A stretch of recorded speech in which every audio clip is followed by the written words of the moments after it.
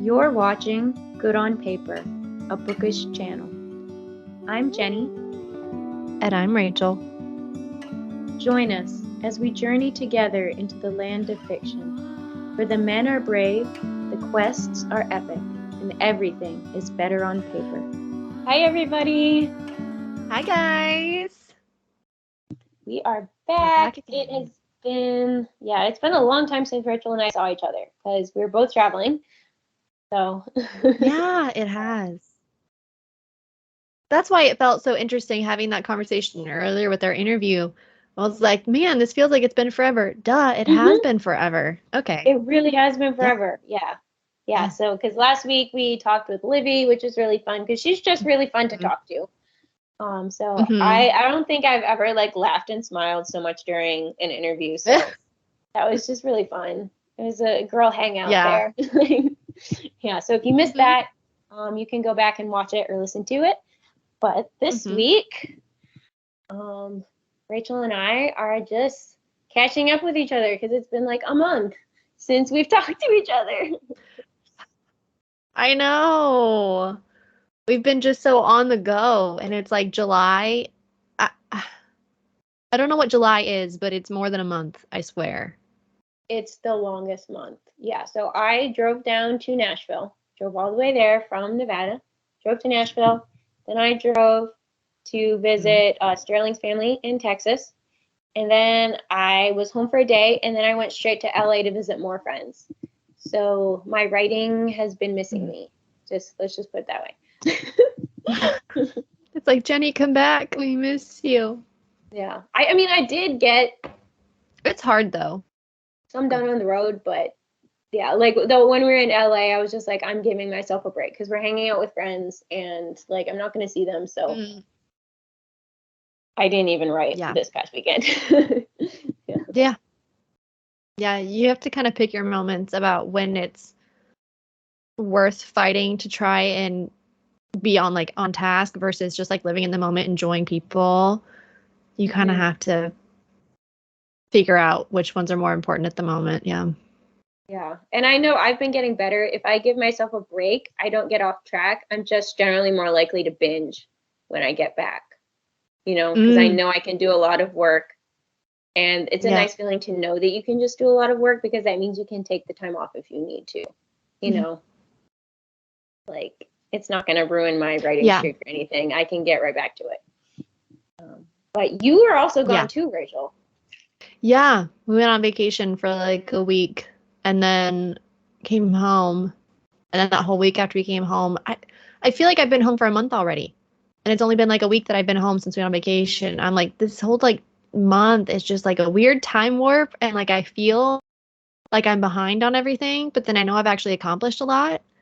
And I don't know. It's just the weirdest feeling right now. So I'm like busy trying to get all of my quarterly goals organized and try and like streamline things and figure out how to actually manage my time. And and then my brother and sister-in-law are coming to visit for 2 weeks in August.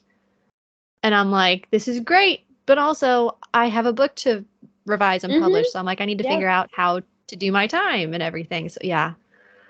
I'm like, and I have the hardest time with time.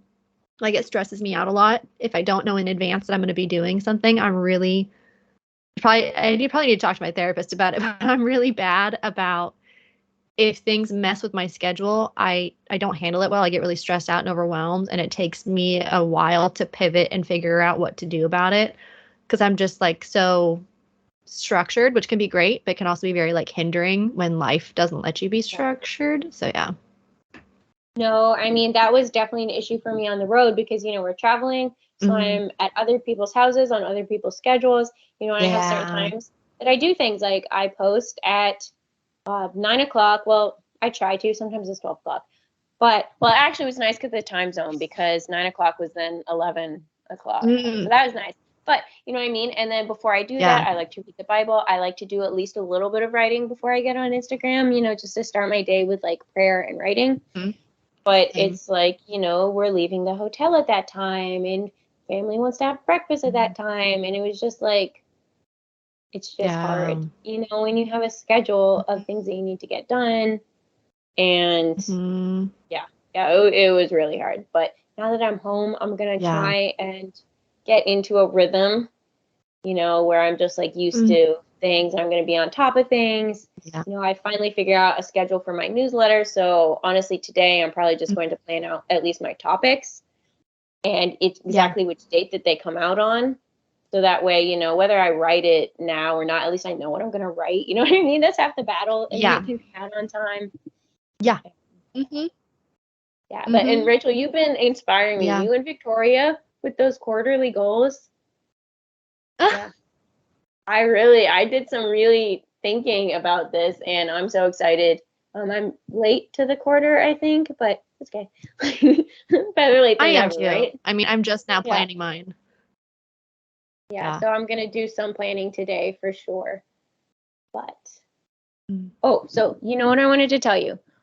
So I have started reading on my Kindle more and I've decided I never want to read a real book again. I mean, I do, but a Kindle is amazing because you can highlight the stuff that you like. And then when you go to write your review, you can put in like all the quotes and then like writing a review isn't so stressful because you already have like at least something you can say, It's like you put in more effort, but like you didn't really put in effort because all you did was highlight it and then you can find it later. You know what I mean? Because I always used to try and do quotes, but it's really hard when you're just reading a physical book or whatever.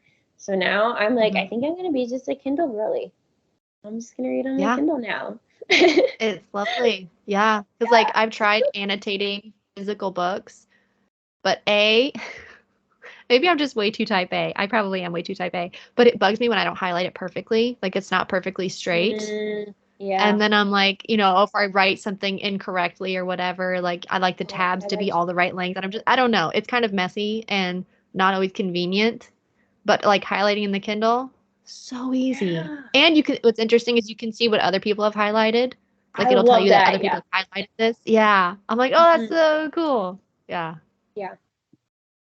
Yeah, so that's my favorite thing. I honestly need to catch up on my reviews. I think things got crazy and I had to let something go, and so was my reviews. So I've read like 10 books now that I haven't reviewed. I think I reviewed one of them. And then I'm writing a book review for your book today. And then after that, I have like a backlog, which I'll get to at some point. But I have a serious backlog of reviews to write. So, oh my goodness. See, I never write reviews, hardly ever. It just stresses me out. I'm like, I don't enjoy this. Like I usually will rate them. I'll give them star ratings, but I don't usually write reviews. Yeah. So, and honestly, I could be more chill about it. I could just be like, oh, I love this book, whatever stars. But I always want to go into more depth. Like, I'm like, oh, I don't, I want to be somebody who writes interesting reviews because I don't know, I can't be chill. These quote things are really great because I'm like, this is a fun way to like kind of make my review more interesting without me having to think too hard about it. Because like I said, like I don't really like writing super critical reviews. I just like review on like the content, like how much I enjoyed the content. Like I don't really like writing, oh well, I don't think this author's pacing was so great or their character development. You know what I mean? I'm just like, I used to do that and it was like doing schoolwork. You know what I mean? And I'm just like, I'm not like, this is not what I read for. Like, I subconsciously learn how to write better, but I'm not consciously doing this to learn how to write better. So, like, analyzing it, like, on a story level, on, like, craft, I was like, you know what, this is just not for me. So I just sort of shifted into more, like, just reviewing on content. Like, oh, I really like this character and this theme and blah, blah, blah. Yeah. So that's my new style. I'm more happy with it. That makes sense. Like I'll talk more like critically and in detail when I'm like discussing a book and we're like going back and forth about it. But like to just write it in a paragraph, and that doesn't sound fun. No, it just feels like you're doing a book report. I'm just like, I graduated. It does, yeah. Yeah. And I feel like I'm it's done with this. also, yeah, it's still helpful. Like, even if you just talk about what you liked, it will help people who are like, oh, I like Hmm. that kind of character too. I like those themes. So it's still helpful, you Yeah. know. It's just as helpful as Yes. doing like a critical like story craft review. I'm like, I'll let other people, because Yeah. some people are really good at that, doing Hmm. like craft critiques. And so, that's like their forte. But for me, I'm like, I don't enjoy doing this. So why am I doing this? Like, you know, Mm, yeah. yeah. Yeah. And I guess too, like as a writer, when I go to read reviews, I'm looking more for basic things of what people did or didn't like. Like they liked this character or they didn't Hmm. like the ending or whatever. Because when I want critical feedback, I go to like an editor or a beta reader Exactly. versus Yeah. reviews, you know? Yeah. Yeah. And I don't really care what other readers think of authors' writing style. You know what I mean? Or Yeah. like their skills. Yeah. Like, and honestly, Yeah. most of the time I disagree with them. Like, I was reading the Mm-hmm. reviews for Gilded by Marissa Meyer, which I think I told you about before. Because I Yeah. went on a big rant about that book. And it was just interesting because the reason I didn't like is I just didn't like where she went with the story. But some other Mm, reviews were like, "Oh my gosh, she writes the worst sentences and like it's so run on, blah blah blah." And maybe for that person's like particular taste, but I thought Marissa Meyer mm, was a great writer. I was like, I love the way she writes sentences, and that's what kind of yeah. like pulled me in. So yeah, because it gets super subjective. You know Mm, what I mean? Like, people think that like yes. writing Yes. storycraft is less subjective than just saying, "Oh, I like this character," or whatever. But like, honestly, it's almost just as subjective about Mhm. how much you enjoyed the characters, because I thought her writing was great. And I'm a very big Yeah. like prose person. Like, I'm really big into like line edits, and like that's like kind of like my forte. So, you know, Hmm. I'm like, that's what I would say is kind Yeah. of what I'm most critical about. And I thought it was great, but Hmm. everybody has different styles. Like, Yeah. Yeah. It's kind of like I remember in speech class in college, we had to give two different speeches. One of them was a subjective speech where you had to give a really big opinion speech about something. And then one of them was an objective speech, and you got docked points for every time you said something that sounded like an opinion. And it was so hard to do that. Like I didn't realize how much we put our opinions into hmm things until I had to give that speech. And I gave it on a bio of John Wayne because I was like, I think a biography would be easier to like not give opinions on.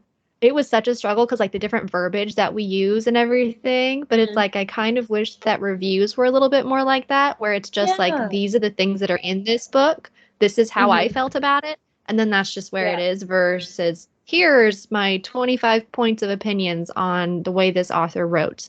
And it's like, that's great for you, but that doesn't help me as a Yeah. fellow reader decide if I want to read it, you know? Yeah.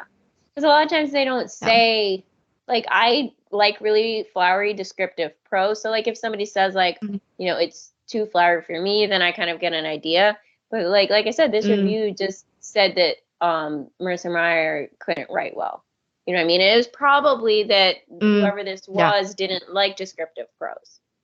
You know what I mean? But, like, they didn't say that. They just said didn't write well. So that's not really helpful, because Hmm. then it's like, if you're somebody who likes simple stuff or somebody who likes more descriptive stuff, like, how are you supposed to know like what it Yeah. is about the style? Yeah. Yeah, Hmm. Yeah, I yeah. agree. That's Mm. my I can't remember the last time I read like a physical book. I've just been reading on my Kindle, and I've been reading on my phone because I've been checking out books on like the Hoopla app. So yeah, Mm, yeah, which I can yeah. also And I highlight love from that there too. Kindles are small and they're light. And you can put them in your purse, and you have a Yes. million books in there. Yes. Yes. It's the best. I love it so much. Love it. Yeah. Yeah. What are you reading right now in your Kindle? I actually just finished a book. It was Sherry L. Tapscott, and it was the Disgraced Fae, I think is the one it was called. Oh, I She think I has saw that in this your series of newsletter. standalones. Yeah, yeah, yeah, yeah. Yeah, Yeah, because I I just saved finished it. that book Yeah.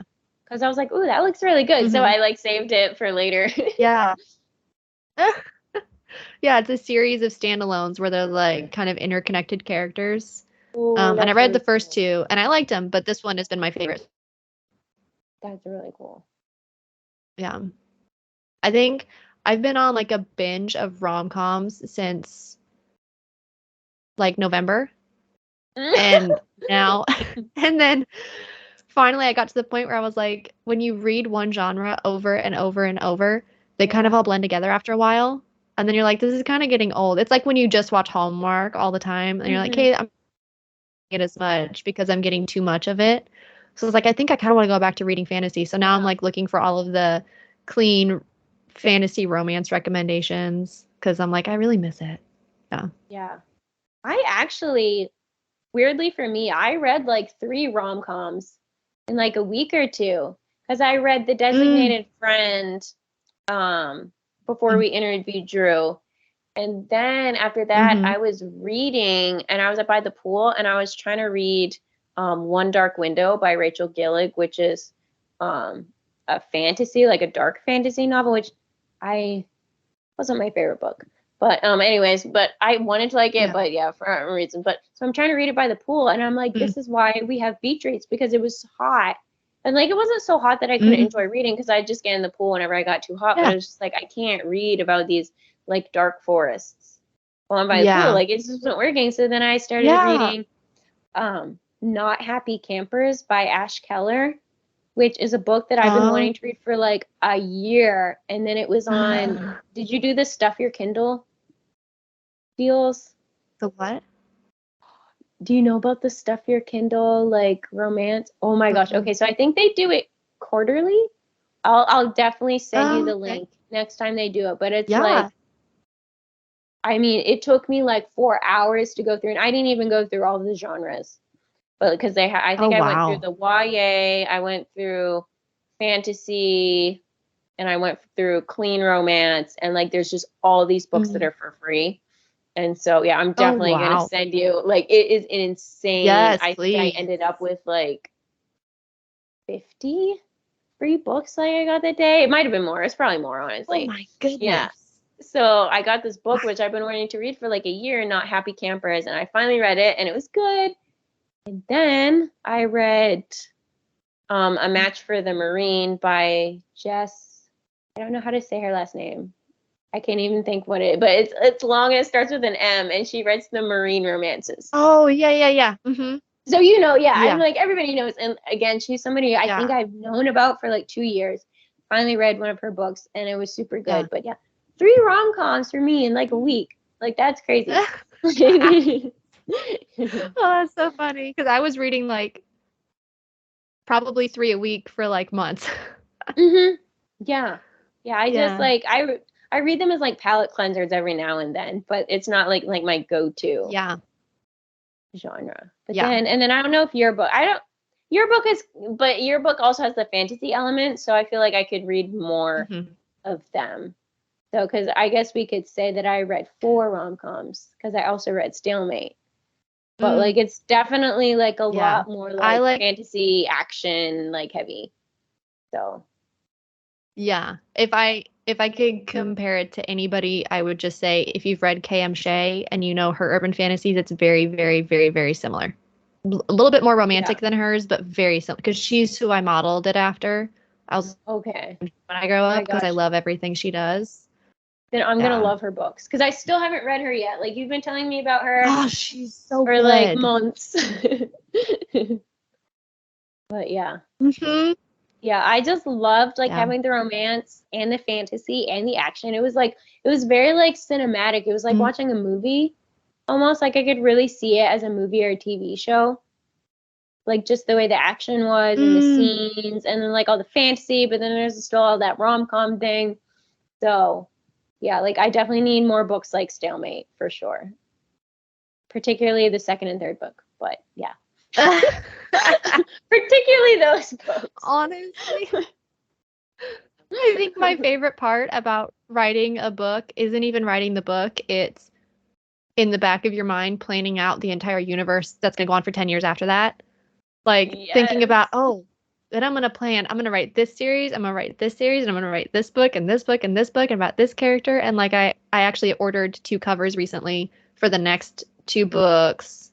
Like I already have all 3 Stalemate covers done, but then I ordered 2 more covers for 2 standalone books that are going to be in the universe because you just can't stop. Like once you start like planning stuff, it's yeah, it just keeps going. I was trying to think if I read anything else recently that I remember loving. I do know that I got a book in the mail from someone. It was one of the Wonder Boys books, which are rom-coms.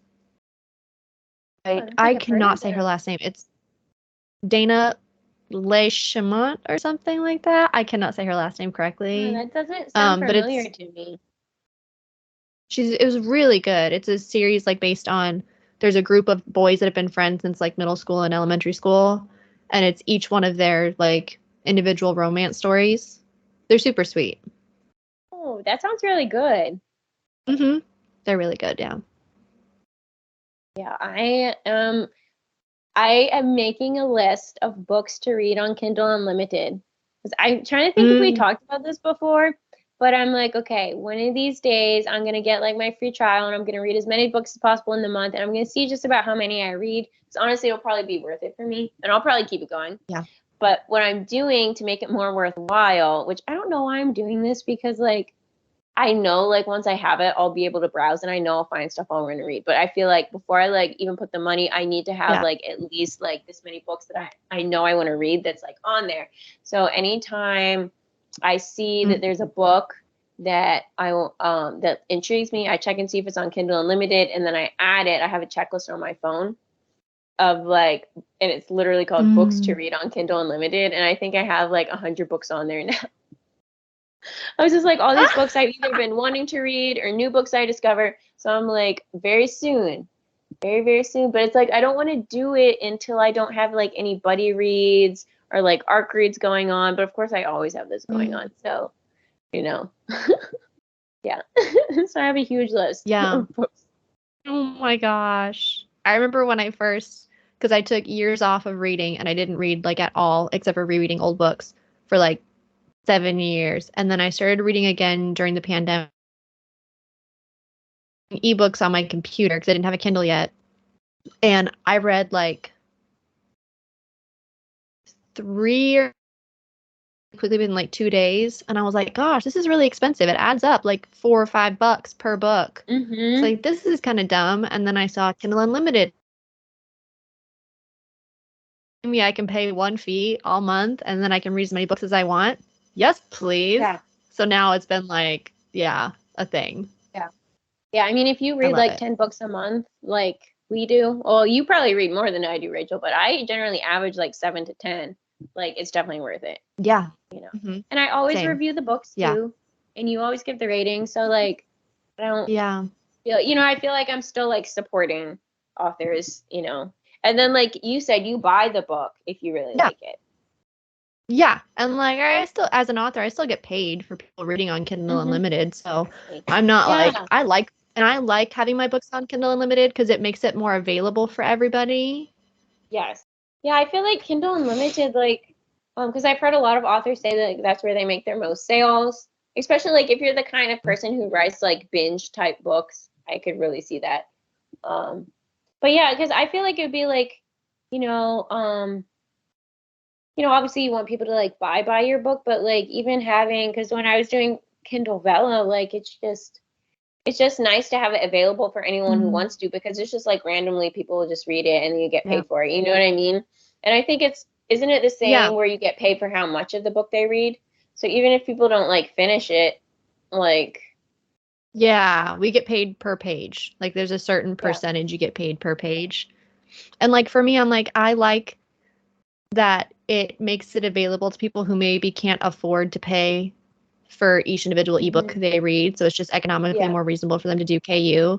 I like that part. And I'm kind of like, you know what? If an author has it on KU, clearly they're okay with you reading it that way. Yeah. You know? Because I feel like you can still make really good money from doing that, because like I said, I've seen so many authors saying that the majority of their money they make is from KU. So yeah. Yeah,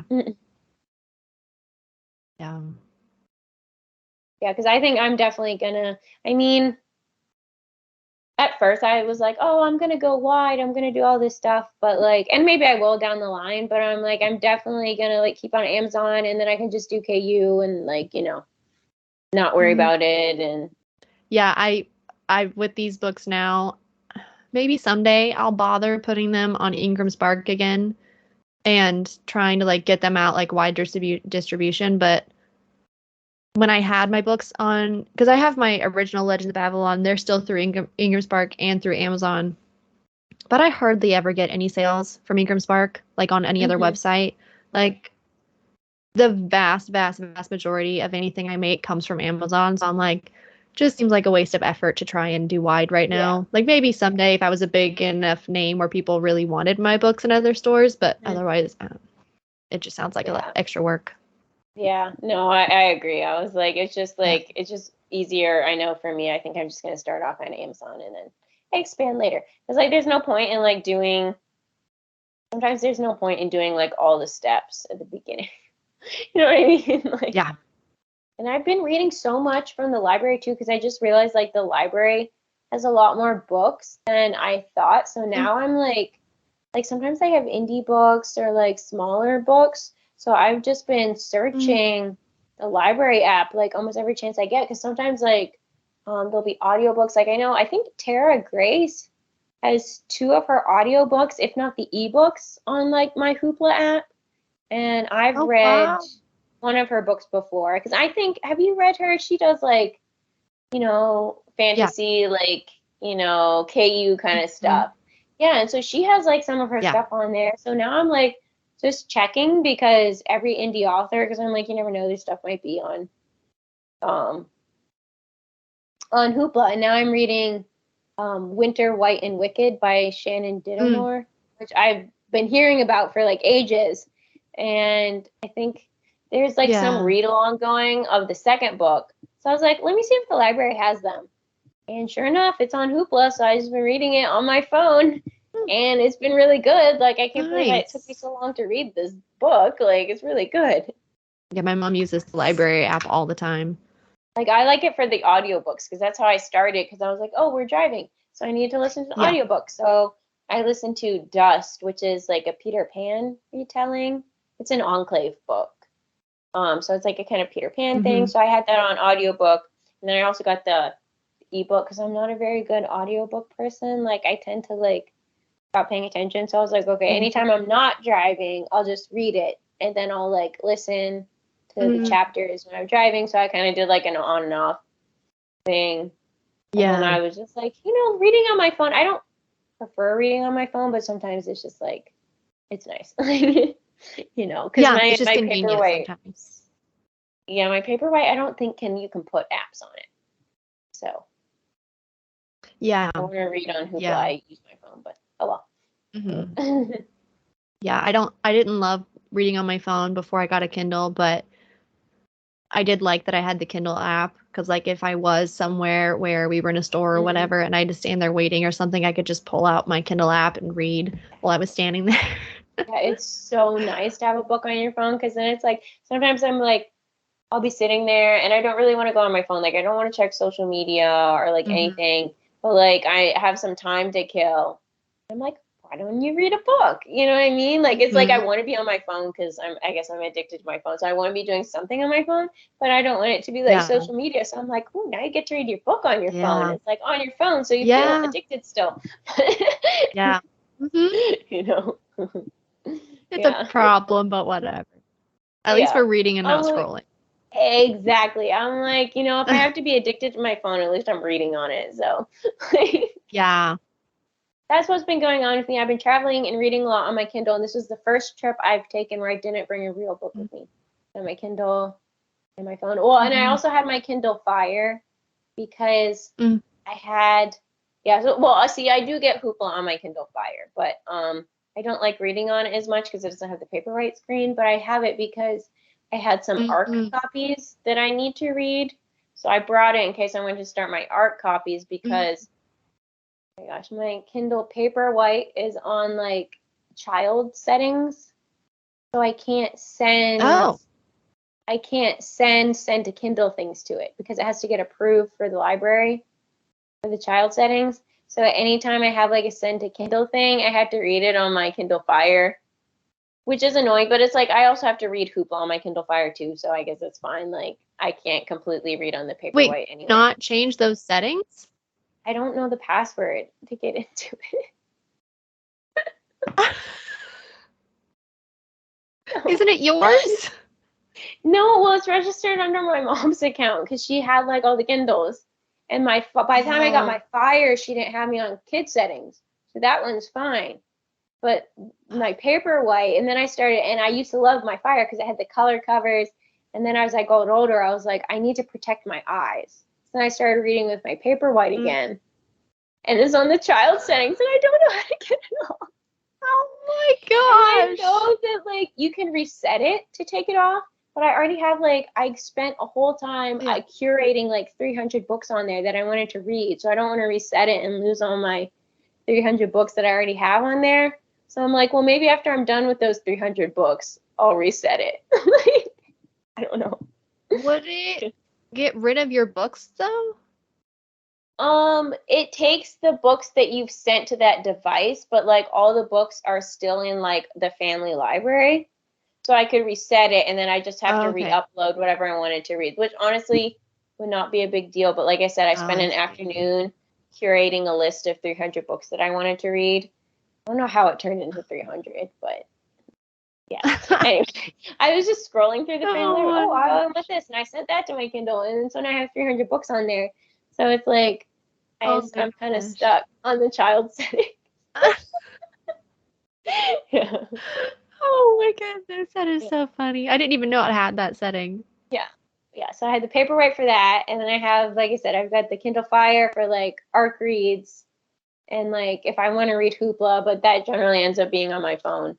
So like I said, I did not bring multiple books, but I did have 3 different reading devices, so I'm still the same old me here. They still probably weigh less though. Oh yeah, so much. Yeah. So much. Yeah.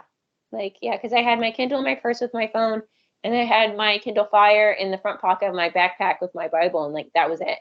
Like there was no books in my suitcase. I was a whole new person.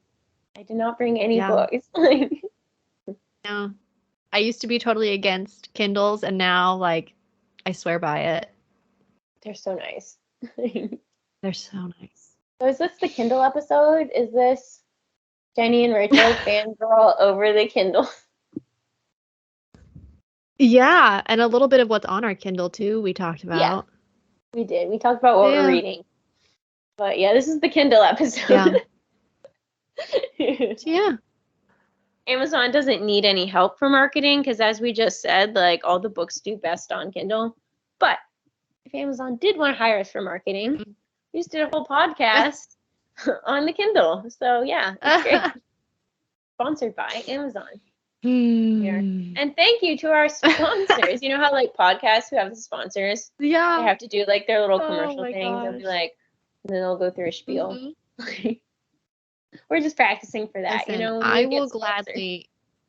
Yeah. Kindle, you are more than welcome to sponsor us. We will be very happy to do that. Yeah, we won't even have to like put in ads. We already advertise Kindles like by ourselves. Yeah. It's part of the episode. Yeah. That's like, have you ever watched Corridor Crew? Okay, I didn't think so. I feel like it's more like a guy thing, and I only know about it because of Sterling, but he's obsessed with it. It's like this YouTube channel where they're into doing like video effects, and they have commercials for their channel, but like they're always really clever about their commercials. Like it's the only one that like I actually like watching, and then of course Sterling wants to skip them. I'm like, no, I want to watch this commercial. But like that's how, if we ever do commercials, we're gonna be so creative. We're gonna have the best commercials ever. People won't even notice that we moved into a yeah, you'll think it's just the episode continuing. Yeah, it's gonna be part of the show. Yeah, so sponsors, if you're listening, like with our audience of 30 people. But those 30 people will not skip the commercials because we'll make them so good. Yes, exactly. So you definitely want to sponsor us. So So what are you gonna do the rest of the day? Work on goal setting and just continue revising. I think I have never, that's not true. I have not felt this exhausted in so long. I like stayed up so late last night working on my goals, and I think my brain is just like it's like you're trying to squeeze the extra juice out of like a lemon or something, and it's like there's nothing left in here. I don't know what you want from me. That's how I feel right now. I'm like so exhausted, but I want to finish my goals because I want to like start getting on track and start my new systems and stuff. So that's probably what today's going to be for me. What about We you? are on the same page because literally that's what I'm doing. I'm getting off. I'm finishing my goals. I'm like planning out my newsletters for the month. Mm. And then I'm just editing. But it's so funny. Mm. I actually did not sleep at all last night. Like at all. Mm. I was You up have like late. so you seem like you have energy right now. It's probably because I'm slap happy. Like I'm sleep deprived right now. But I just well, first of all, we got in late, really late the night before at like 2 in the morning. 2, so probably didn't go to bed till 3. So I think my sleep schedule is messed up. But I was working Mm. really late last night, and then the fan wasn't working in my room, so it was very hot. So I was on my phone and screens until like, midnight. So then I was laying there. I couldn't turn off my brain because I kept thinking about, Yeah. plans for our podcast Instagram and, all that fun stuff that I told you about. Like I was just thinking about all this stuff, like future goals and like how I'm gonna do all this stuff. And it was hot and I was just laying there and laying there. And finally it was like 2 or 3 in the morning. And I was like, I have to be up early because I have like a hair appointment 7 in the morning, and then I have like social media stuff I have to do, and then we're recording, and I know I haven't finished everything that I needed to do for that day anyway. So I thought, you know what? It's already almost 6 when it's time for me to wake up. So I just turned on the light and I wrote a newsletter and I made 2 social media posts and I stayed up until it was time to go take a shower and go to my appointment. Then I came back and ate breakfast and did social media and did like the recording. Oh my gosh. That's But insane. I'll go to sleep tonight. But I was just like, I couldn't sleep and I had so much to do. So I thought, you know what, like this is a waste of time.